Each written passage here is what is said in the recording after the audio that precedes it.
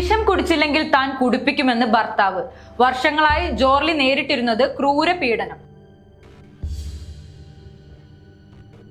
സ്വന്തം മകൾക്ക് നേരെയും നഗ്നതാ പ്രദർശനമെന്ന് പരാതി.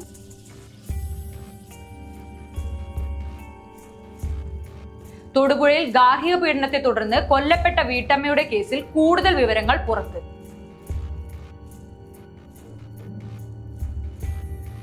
തൊടുപുഴയിൽ ഗാർഹിക പീഡനത്തെ തുടർന്ന് പുറപ്പുഴ ആനിമുട്ടിൽ ജോർലി കൊല്ലപ്പെട്ട സംഭവത്തിൽ ഭർത്താവ് ടോണി മാത്യുവിനെ പോലീസ് അറസ്റ്റ് ചെയ്തിരുന്നു.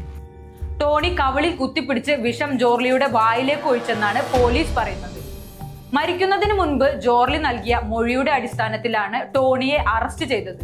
ടോണി വർഷങ്ങളായി ജോർലിയെ ശാരീരികമായും മാനസികമായും ഉപദ്രവിച്ചിരുന്നതായി നാട്ടുകാർ പറയുന്നു. തടിപ്പണിക്കാരനായ ടോണി പണി കഴിഞ്ഞ് മദ്യപിച്ചാണ് വീട്ടിലെത്തുന്നത് മുതൽ വഴക്ക് പതിവാണ്. ഓട്ടോറിക്ഷ ഓടിച്ചിരുന്ന ടോണി അത് ഉപേക്ഷിച്ചാണ് തടിപ്പണി ആരംഭിച്ചത്. 20 പവന്റെ സ്വർണ്ണാഭരണങ്ങളും 2 ലക്ഷം രൂപയും വിവാഹ സമയത്ത് ജോർലിയുടെ വീട്ടുകാർ ആദ്യം നൽകിയിരുന്നു. പിന്നീട് പലപ്പോഴായി 4 ലക്ഷം രൂപയും നൽകി. ഇതെല്ലാം ടോണി മദ്യപാനത്തിലൂടെയും ധൂർത്തിലൂടെയും ചെലവഴിച്ചു. ഇവരുടെ 14 വയസ്സുള്ള മകൾ അലീനയ്ക്ക് ജോർലിയുടെ പിതാവ് വാങ്ങി നൽകിയ സ്വർണ്ണാഭരണങ്ങളും പ്രതി ധൂർത്തടിച്ചു. 6 മാസം മുൻപ് ഭാര്യയെയും മകളെയും കൂട്ടി ടോണി വാടക വീട്ടിലേക്ക് താമസം മാറി. അവിടെ വെച്ചും ഉപദ്രവം തുടർന്നു. ഇതിന് പിന്നാലെയാണ് ടോണി ജോർലിക്ക് ബലമായി വിഷം കൊടുത്തത്.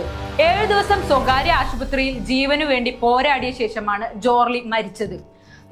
മകൾക്കു നേരെ ടോണി നഗ്നതാ പ്രദർശനം നടത്തുകയും ഉപദ്രവിക്കാൻ ശ്രമിക്കുകയും ചെയ്തതായി ജോർലിയുടെ പിതാവ് പോലീസിന് നൽകിയ പരാതിയിൽ പറയുന്നു. മകൾ ഇതിനെ ചോദ്യം ചെയ്തപ്പോൾ ടോണി ക്രൂരമായി ഉപദ്രവിച്ചു. ഭാര്യയെയും മകളെയും ഉപേക്ഷിക്കാൻ ടോണിയുടെ വീട്ടുകാർ നിരന്തരം ആവശ്യപ്പെട്ടിരുന്നു.